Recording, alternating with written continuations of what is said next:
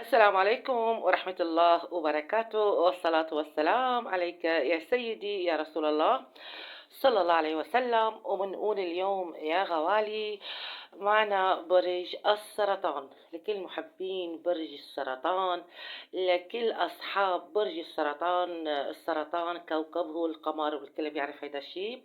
برج السرطان بيبدأ من 22 يونيو لغاية 22 يوليو.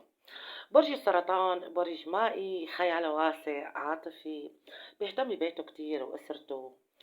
من أولياته طبعا إنه بيساعد الناس على حل مشاكلهم. برج مزاجي، سريع الغضب، حساس جدا، ولو حس إنه حدا عم يتجاهله يا ويل حالي بتلاقيه ابتعد بكل هدوء. وعنده معتقدات على فكرة مزاجية جدا، حتى في منهم ممكن نقول عليه إنه هن انطوائيين وغامضين.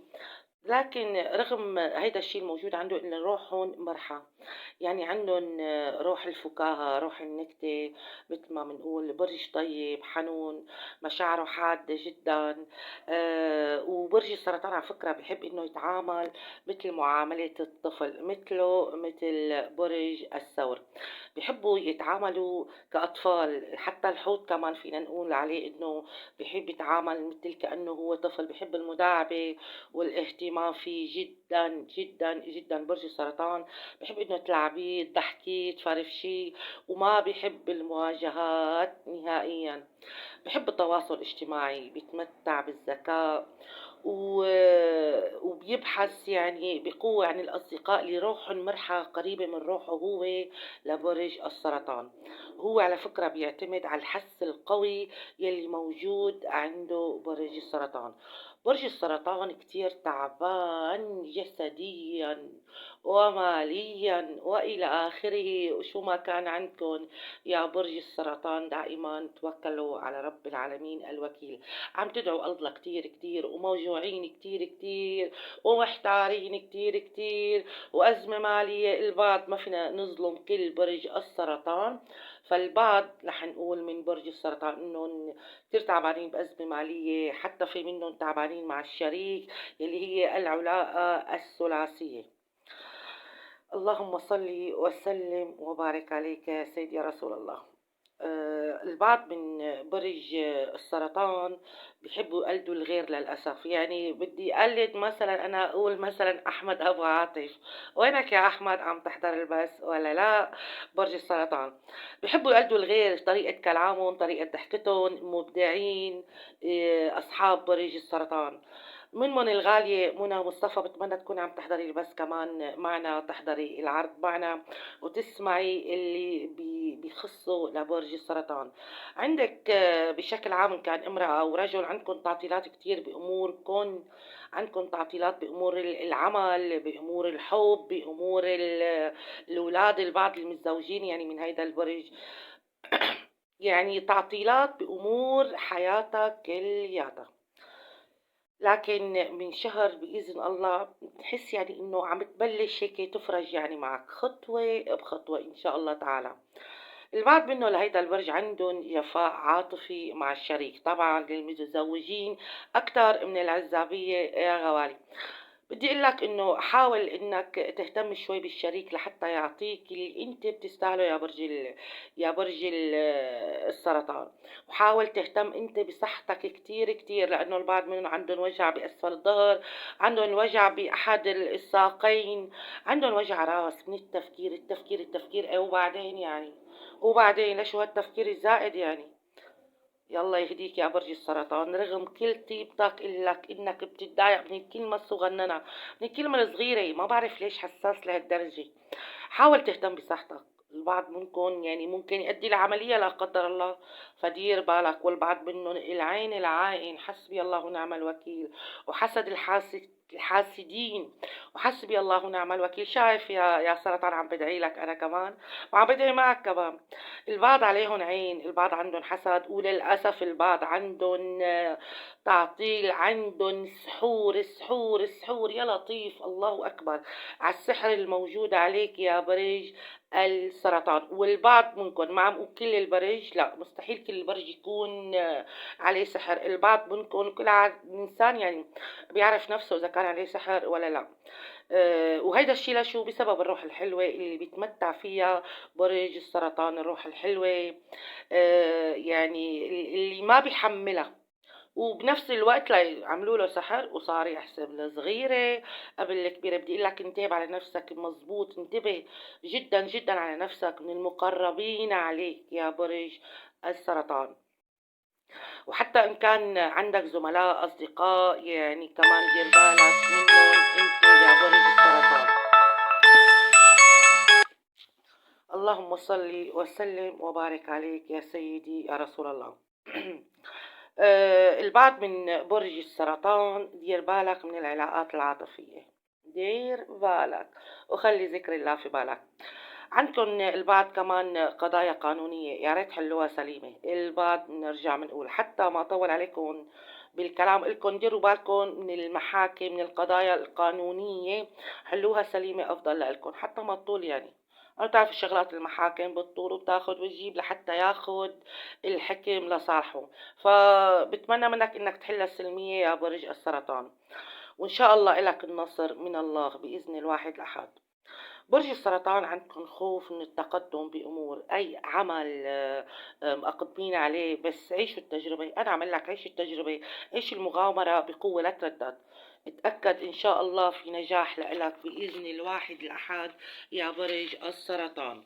يعني في منكم عندهم حتى رجوع علاقة قديمة بترجع والله أعلى وأعلم، لكن كون على حذر جدا لأنه الشريك يلي أنت مرتبط معه ما سهل نهائيا.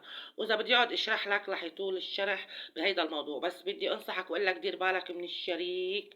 حتى بعض من الشريك يلي بينتسب لبرج السرطان عندهم أزمة مالية البعض منهم، والبعض ما مهتمين العلاقة كتير. يعني فبشكل عام مثل ما نقول نقصر الكلام دير بالك من العلاقة العاطفية يلي هي العلاقة الثلاثية بقدر سمي لك إياها يا برج السرطان.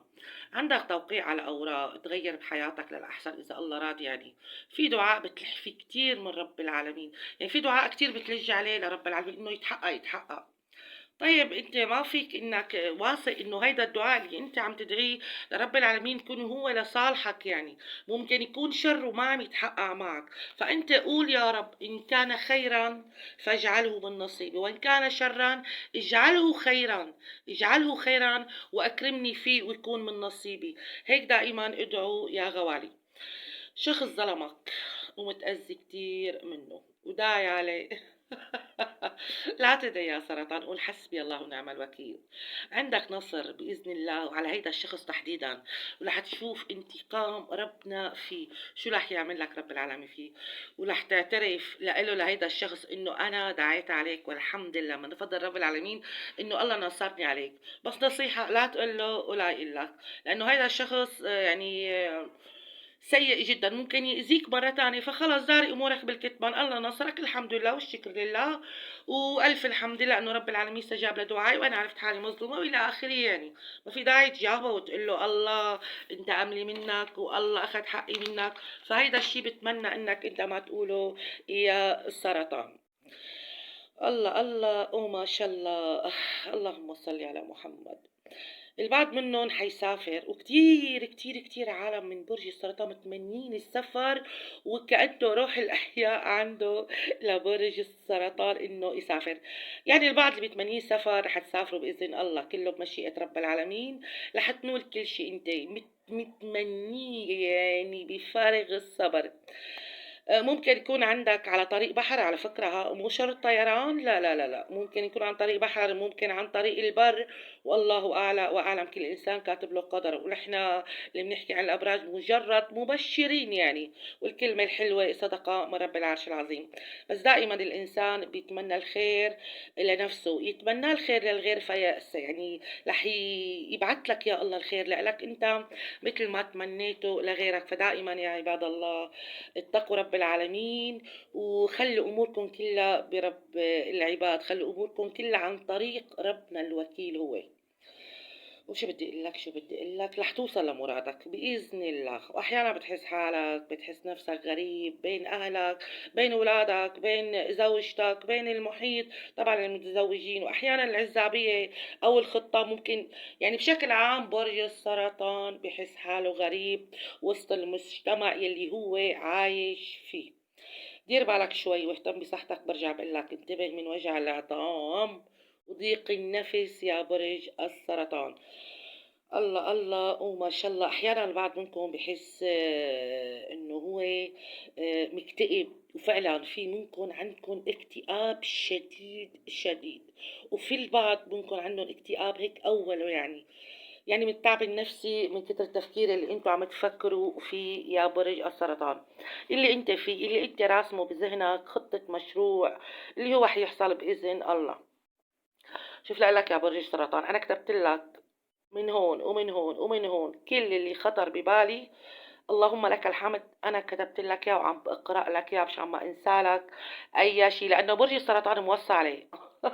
موصى عليه من الاخ احمد ابو عاطف، وموصى عليه من الاخت منى مصطفى الغوالي، يلي بتمنى يكونوا عم يسمعوني، بتمنى يكونوا عم ينتبهوا على الكلمات اللي على الأحرف اللي عم بتقيها حرف حرف، ويفهموا حياتهم كيف يعيشوا حياتهم.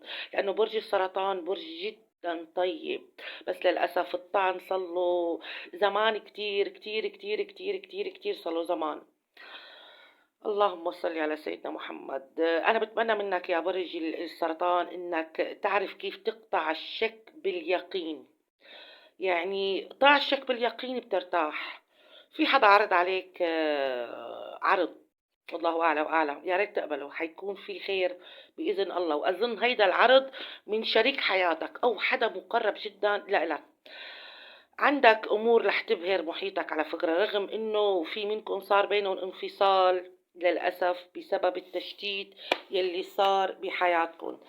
بس قبال العرض يا غالي رح يكون عندك امور تبهر محيطك جدا جدا جدا. ورجع بقلكم انا انه برج السرطان عليه سحر، عليه سحر. يعني ممكن نقول البعض من الصغر، من هو وصغير للاسف هو السحر هيدا مو لإلك، وانت للاسف مريت، يعني مريت على هيدا الشيء اللي معمول عليه سحر، وانت التقطت مثل ما بنقول او تأثرت بهيدا السحر، مشيت عليه فينا نقول وتأذيت. خلي بالك خلي بالك خلي بالك. شوف لك في وحدة ناصحة مالها نحيفة مثل زمكة، يعني مثل يعني مثل الشلمونة بنقول بالشام يا غالي. لا هي لا، عندك امرأة ناصحة معبية جسمها، يعني ناصحة ممتلئة، بشرتها سمرة وشعرها قصير قصير يا الغالي. شعرها قصير منه طويل، نظرتها حادة بتطلع بعينها، نظرتها حادة جدا جدا جدا يا رجال برج السرطان. حكي هلا انا برج السرطان يلي هن الرجال مو النساء. دير بالك رغم انه روحها هي الانسانه هي السمينه، حكيك بالعاميه، يلي شعرها قصير، انه روحها حلوه على فكره. يعني ما بعرف شو بدي اسميها، هي انسانه خبيثه. دير بالك دير بالك عليها عين يا لطيف، بتجيبك صاروخ أرض أرض الله وكيلك. دير بالك منا يا رجل السرطان. لا إله إلا الله. محتار كتير محتار كتير لأنثى بحياتك. جينا على الجد هلأ يا ورد، اسمع لقلك، في أنثى بحياتك محتار جدا فيها، مانك عرفان تاخدها يمين تاخدها يسارك. شو بدي أعمل؟ حبيتها ووعيت وما حدا سمع لي. طيب شو بدي أعمل؟ شو بدي أعمل؟ لا إله إلا الله. تعرف لقلك يا غالي، بعيد عن هيدي العلاقة، ابعد عن هيدي العلاقة. وما تقول ما خبرتك. خبرتك يا برج الثور، يا برج السرطان سوري، خبرتك يا برج السرطان انه تبعد عن هيدي العلاقة نهائيا. خلص شوي شوي خلص بتنسى يعني، بس انا عم اقول لك ابعد. خلص انت اظنك حتى انك مفكر تبعد او مبتعد حاليا، يعني شوي شوي رح تتناسى. ترك للأيام، حامل مسؤوليات فوق طاقتك، وإن شاء الله الفرج القريب من الله القريب. انسى الماضي أبدا وابدأ من جديد. ابدأ من جديد يا برج السرطان، رح تنجح، حتتألق، رح تزدهر حياتك، بس لا تفكر بجرح قلبك، لأنه قلبك مكسور. بنعرف إنه قلبك مكسور يا برج السرطان، لكن لا تفكر مثل ما عم قلك. في سر بحياتك يا برج السرطان، في سر غايب عنك بطريق الصدفة، وقلت يا ريت ما عرفت، واللي وصل كلام واخذ كلام هدول النمامين. بس انت لا تحكي لي بخاطرك، اتعلم شوي، اتعلم من الاصحاب، احذر منهم، في منهم زلمه ممكن يكون بيحاربك بشغلك، بيحاربك على رزقك. وحده كمان غير الاولانيه، هي مش شعر قصير، السمينه دي بشرتها كمان سمراء وشعرها طويل هالمره، ما انه قصير يا ولد، شعرها طويل.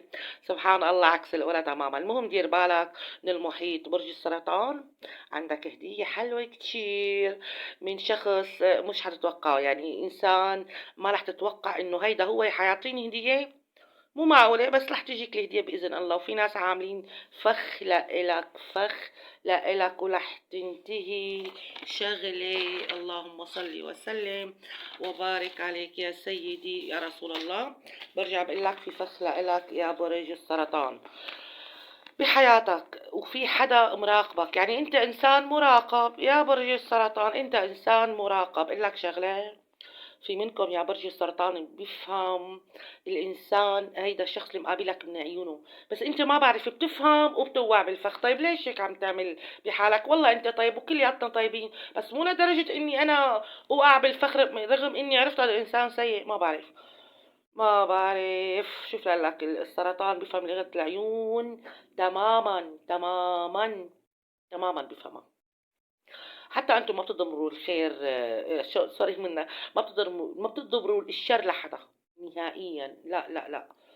برج السرطان معروف بالطيبة، بالطيبة، رغم انه انظلم كتير، رغم انه انظلم برج السرطان، بس ما بيحمل الشر لحدا. وانت على فكرة بتعرفهم اللي سببوا لك هالمشاكل، واللي طلعوا، وكل اللي عملوه، وكل اللي ساووا، وكل هذا الشيء اللي بيخليك حزين، وبتتمنى انه تكون شايف حلم وتصحى وتقولي الحمد لله اللي ما كان حقيقة، لانه انا تعبان يا رب، ونفسك تعيش مرتاح. وانا بقول لك المؤمن مبتلى، لكن باذن الواحد لحد في راحة بال بعد الصبر والعناء اللي عشته، لان نحن البشر لسنا بملائكة ولا انبياء، نحن عباد فقط، لا حول ولا قوة لنا بنا يعني لا حول ولا قوة لنا إلا بالله العلي العظيم. لا إله إلا الله، يعني ما أنا بمكانة الأنبياء عند رب العالمين. حتى الأنبياء انبلوا، حتى الأولياء الله الصالحين مبتليين، بس سبحان الله القوة والإرادة وكل شيء اللي عطيه رب العالمين للملائكة والأولياء ما أنا موجودة عنا، عنا ضئيلة نحن.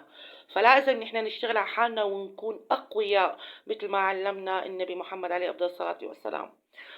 كون قوي يا برج السرطان. السرطان لما تحس نفسك مخنوق ومتضايق، لا تحكي مع حدا، امسك القرآن واقرأ فيه، صدقني صدقني حتغير حياتك للأفضل. القرآن الكريم بدون سورة، هيك افتح القرآن قول بسم الله توكلت على الله، على رب العالمين، توكلت على الله، وشوف البشرة رح تجيك بالقرآن الكريم، ورح تتذكر تقول لامار شانل خبرتني بهيدا الشيء.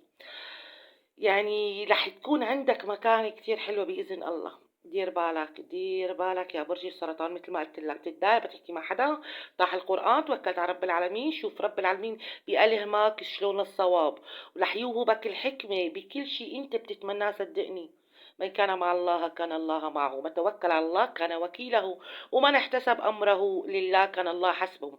خليك قريب من رب العالمين، هو الله الواحد الأحد.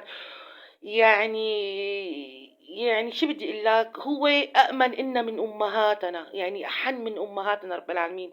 ابشر يا برج السرطان، وأكثر بالصلاة على الحبيب المصطفى محمد. هي كنوز كنوز كنوز الصلاة على النبي محمد، رح يغفر لك ذنبك، ورح تكفى همك، وحتلاقي الشر صار خير والعدو صار حبيب، بس كون على حذر منه يا برج السرطان. الأيامات الحلوة جاية، وكل شي خير بإذن الله يا برج السرطان. صار عندك خوف انك تقطع صلة الرحم بسبب الاعباء اللي انت عم تشوفها بسبب المحيط. معلش، ان شاء الله خير باذن الله، باذن الله. حتى انثى السرطان بتشوف وشها بتلاقي امان ولطيفة، وعندها حس الذوق المتميز، رقيقة بطيبتها، هادية، عندها خجل، احساسها قوي، نظرتها بمحلها بس فضولية، بتحب تعرف كل شيء، بتتحمل مسؤولية بأكثر من طاقتها. يعني فوق مو هي تعبانة كمان بتتعب حالها بسبب الناس، بس ما بتقدر. أنثى السرطان بدها تعرف شو مزعل صاحبتها، بدها تهتم بصاحبتها، بتنسى نفسها إنه هي إنسانة عظيمة. أنثى السرطان معظم أوقاتها بتكون صبورة، بتتحمل وبتواجه بقوة، صديقة وفية جدا، يعني بتمنح لهم كل الحب والتقدير، وبتساعد زوجها كتير وبتهتم فيه، وبتلاقي من زوجها شريك حياتها الاهتمام والرومانسية. آخ يا أنثى يا سرطان، واللي بعدهم عزابيات ما تزوجوا، واللي تزوجوا وانفصلوا هدول حياتهم تحسها تعبانة جدا، فاقدين الأمل برب العالمين رغم دينهم وحسبانهم عند رب العالمين. إسا بتحسن إنه هن تعبانين كتير، وأنا تعبت منك يا أنثى السرطان أكثر من رجل السرطان، لأنه أنثى السرطان جدا جدا رائعة. بس ليش متعبة حالك؟ اصبري يا أنثى السرطان، يعني الزمن كفيل ينسيكي كل شي، نسيكي كل شيء يا أنثى السرطان. الجفاء العاطفي عاملها بحياتها يعني كتير تعب كتير، يعني عندها الماضي مؤلم، بتلاقيها منعزلة معظم الأحيان، حتى إنها شكاكة بأمور كتير، عندها بعض الشيء من صفة العند، يعني عنيدة، مزاجية، حساسة، مشاعرها بتخرج بسهولة من طيبة قلبها. يعني الطيبة يلي موجودة عندها لامرأة السرطان مو طبيعية، لأنه كان عندها ماضي مؤلم مؤلم مؤلم. الماضي المؤلم بحياتها بتلاقيها منعزلة معظم الأحيان، لأنه الشريك للأسف غدر فيها لأنثى السرطان، حساسة كتير بمشاعرها، تنجرح بسهولة وما في أطيب من قلبها. لا حول ولا قوة إلا بالله. وما بتنسى، مستحيل إنها تنسى الناس اللي أساءوا لها، وبتعصب وبتمرض يعني وبتنفعل كتير. برج السرطان رح أعطيك شغلات حلوة تخليك تفرح فيها إذا الله راد يا برج السرطان. يعني يعني مثلا حقلك في شخص بحياتك نفسك تتقرب منه، تقرب إن شاء الله حيكون خير لك، لأنك فعلا هيدا الشخص بيحبك من بعيد لبعيد، من بعيد لبعيد. هيدا الشخص بيحبك، ما بعرف شو قصته معك يا برج السرطان. هو انت بتعرفه وساكت عن مشاعره، لانه ما في شي بقلبك موجود لإله هذا الانسان، يعني بيشاركك حياتك وبيكون معك بكل اوقاتك. في اسماء بتبدا مثلا بحرف الباء، بحرف الحاء، بحرف الالف، بحرف السين، بحرف العين، هدول صاحبين الأحرف يعني ما لهم مناح بحياتك. مستحيل يكونوا هدول الناس كويسين بحياتك. ممكن طلبت منهم أشياء وللأسف رفضوها لأن ما بدهم يساعدوك، بدهم إياك هيك تبقى على الأرض، ما لهم حابينك نهائي، وما لهم حابين إنك تحلق بالسما وتفرح وتتقدم بحياتك.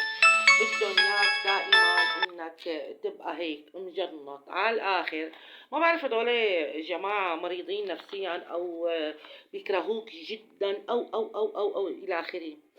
يعني انسى انسى، دائما بيشمتوا فيك، وخصوصي اللي بيبدأوا بحرف الحاء وحرف الباء. دير بالك، بعيد عن البكاء، لأنه البكاء ما بيجيب إلا المرض، ما بيجيب إلا نقص النظر بالعيون. والبعض من برج السرطان، وللأسف معظم برج السرطان اللي بيحطوا النظارات دول بسبب البكاء، بسبب ال القهر اللي هن عايشين فيه. بعيد عن البكاء، انت من أول النهار يعني بتكون مكتئب وغير هيك ومالك متفائل، وبس لما بيجي الليل بتصير عندك طاقة إيجابية.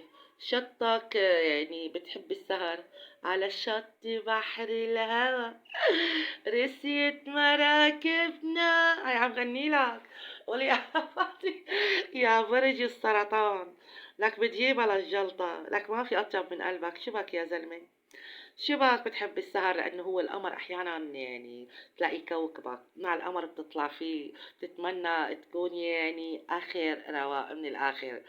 بيعلم رب العالمين إنك مش بتقصد ولا تزعل حدا، انت انسان جدا انسان راقي. ورح اقول لك شغله كمان، انه انت عندك مكالمه تليفونيه رح تفرحك. وينك يا ابن الحلال؟ تعال اسمع. يلي راكد عفا أم عبد الرحمن، بدك برجك تعال اسمع تعال. عندك مكالمة هاتفية بإذن الله، بإذن الله طبعا كله بمشيئة رب العالمين، رح تكون كتير حلوة، رح تفرحك. يعني قاعد هيك لحالك وعقت من الفرحة. الناس اللي بتخصك يعني رح تفرح لك بإذن الله، اللي بيخصوك فعلا بيحبوا لهذا برج السرطان. يعني الناس اللي بتحضنك وبتبوسك رح تلاقيهم يتمنوا يحضنوك ويقولوا لك ألف مبارك على الشي اللي أنت رح توصل له يا برج السرطان. اللهم صل على سيدنا محمد. شو بدي اقول لك، اصحى اصحى اصحى، ليك انا يعني بعطيك شوية تفاؤل وبعطيك شوية يعني ما عم يعني اكئبك، لا انا عم حفزك، يعني شوية تحفيز وشوية ايجابيات. يعني ابعد خلص واصحى اصحى اصحى من الغفوة اللي انت عايش فيها، لان الطمع فيك قتلهم وجردهم من نعمة الضمير الصادقة ومن صراحتهم. فبتمنى لك يا برج السرطان انك تبعد عن الرخيص، وفهمك كفاية يا غالي، اطمئن رح تفرح رح تفرح رح تفرح فيري جود ان شاء الله. هالمرة مو حزن باذن الله، ورح تشكر رب العالمين. انتو عندكم الحاسة السادسة يلي بتمتازوا فيها، مثل برج الجوزاء. الجوزاء بيمتاز بالحاسة السادسة والسابعة برج الجوزاء فظيع على فكرة. فانتوا بتمتازوا بهيدي النعمة الربانية من رب العالمين، فاغتنموها، وكل شي بتحسوا فيه خلص ساووه. لا تقولوا خلص بكرة، لا لا، كل شي بيجي براسكم. يعني طبعا مو كل شي بيجي براسي انا، صح؟ انت بتحس وين الحاسة السادسة الموجودة عندك يا برج السرطان. خلص امشي ورا احساسك النظيف، يعني رح تفرح بإذن الله، ورح تشكر رب العالمين، تقول يا رب ما أعظمك يا حليم، إن بعد العسر يسرا. رح تقول ما ضاقت إلا فرج الله، وحسبي الله ونعم الوكيل. بتمنى لك يا برج السرطان حياة مليئة بالخيرات. ولهلا برج السرطان يلي هو كان مشي معي أكتر برج بالنسبة للدقايق، وبتمنى يلي إجا متأخر على العرض اللي حينزل ببرج السرطان إذا الله راد يرجع يسمع البرج من أوله. فبإذن الله كل خير، وبتمنى انكم تسمعوا البرج مزبوط وتتفائلوا ويكون عندكم بهجة، عندكم حياة حلوة. بس ديروا بالكم، اسمعوا البرج مزبوط ورح تصدقوا كلامي، واللي بيسمع كلامي بإذن الله من الله طبعا، كله بمشيئة المولى عز وجل، فرح تكون حياته كتير سعيدة. بس دير بالك على حالك وخلي ذكر الله في بالك يا برج السرطان. ورح إلكم إلى برج آخر، برج الأسد. برج الأسد البرج النقي، البرج المعذب للأسف. لحقلكم إلى برج آخر، والسلام عليكم ورحمة الله وبركاته، والصلاة والسلام عليك يا سيدي يا رسول الله. بتمناكم تدعوا لي بالشفاء إذا الله راد، ويفك عني رب العرش العظيم كل أذى وكل ضر وكل حساد. وحقلكم برعاية الله وحفظه يا غوالي المرة الثانية إلى برج آخر. باي باي يا حلوين يا أمارات. واللي ما اشترك بعده عندي بتمنى يحط لي اشتراك ويفعل لي جرس ويحط لي اوكي. اوكي يا حلوين، يلا باي باي.